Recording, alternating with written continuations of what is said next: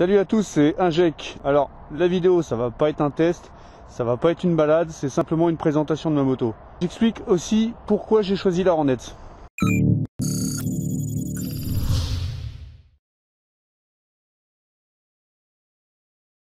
Donc voici la Hornet, Honda Hornet 600 cm3. Donc ça c'est un 2013, premier modèle en 1998 avec les jantes en 16 pouces. C'est un moteur dérivé de celui de la CBR 600. Sur mon modèle 2013 il fait 102 chevaux. C'est un moteur à la fois souple en bas et très nerveux en haut. Il n'est pas très bien rempli à mi-régime. Mais par contre une fois passé les 8000 tours c'est quand même une bonne balle, c'est une bonne balle. La partie cycle est vraiment géniale, la moto est très fine, c'est un vrai vélo, franchement ça fait super plaisir à conduire. Ça fait plaisir. Ce qu'il faut savoir c'est que cette moto n'est pas éligible A2, vous ne pouvez pas la faire brider, c'est 102 chevaux en full, donc comme ça dépasse les 95 chevaux vous ne pouvez pas la faire brider. Moi j'ai la chance de faire partie des derniers permis A. Moi j'ai pu me la prendre directement. Le freinage est vraiment excellent. Je suis vraiment sur une configuration d'origine avec des étriers Nissin. J'ai des, comment ça s'appelle, des durites standard en caoutchouc. Ça c'est très bien. Fourche inversée de je ne sais plus combien de millimètres. Je vais l'écrire en bas là maintenant. La fourche est réglable en pré-contrainte et en je sais plus comment on dit. Enfin bref, il y a quelques réglages à faire que je n'ai pas touché.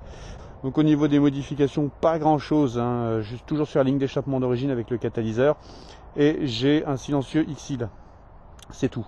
Si j'enlève le catalyseur et que je laisse le silencieux X-Seal, c'est mort. Je me fais arrêter direct.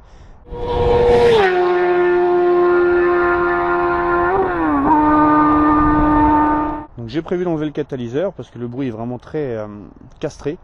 Mais par contre, il faut que je mette un vrai silencieux. Je me suis tapé un délire, j'ai fait un coup de plastidip orange sur ce que j'appelle les mandibules. C'est dégueulasse, ça va sauter. Et ça va passer en carbone comme les petites casquettes ici. Voilà, donc tout de suite, je vous balance la vidéo avec la présentation. Et puis on se retrouve après. Voilà, c'est parti.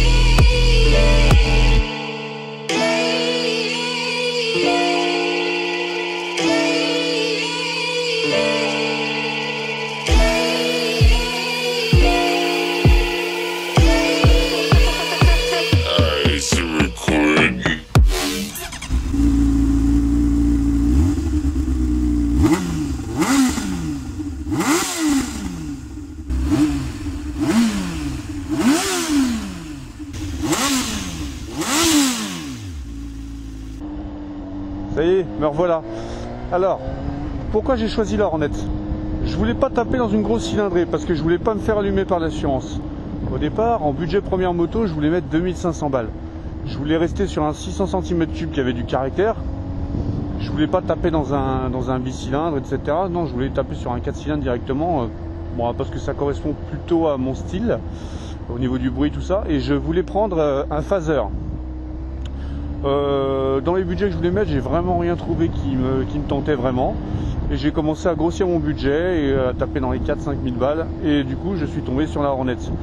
J'ai regardé un peu les essais, non seulement les essais journalistes, mais aussi les essais youtubeurs.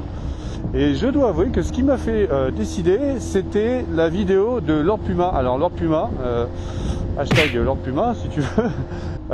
Il avait testé le petit Hornet de première génération et disait que ouais, il n'y avait rien en bas, mais par contre en haut il couinait comme une truie, il disait ouais, ça arrache et tout. Donc j'ai dit putain, faut que j'essaye.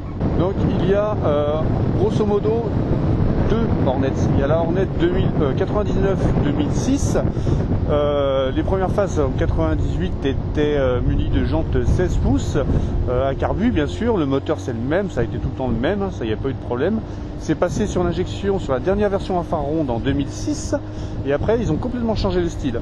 2007 ils ont sorti une version 102 chevaux injection complètement différente, donc là vous pouvez voir à quoi ça ressemble. Le seul reproche que j'aurais dû faire c'est l'arrière, la selle à l'arrière c'est vraiment, bah vas-y fais-toi plaisir toi. La selle à l'arrière c'est vraiment, enfin c'est bizarre ce qu'ils ont fait quoi. Enfin tout le monde est du même avis. Et après en 2011 ils ont sorti cette version là avec le cul pointu, vachement plus sympa, vraiment la tête d'insecte à l'avant. Et le cul pointu est un peu typé, c'est le même cul que le CB1000R. Le châssis est vraiment très très bon. Les freins sont très bons, tout est bon là-dessus. C'est vraiment une super moto. Bon, c'est à ce moment-là que je devais vous faire un petit test d'accélération.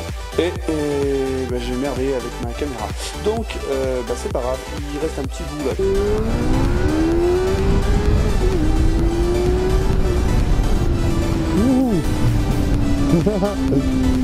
Arrive à 10 tours, la banque s'est levée, j'ai senti, ça fait n'importe quoi.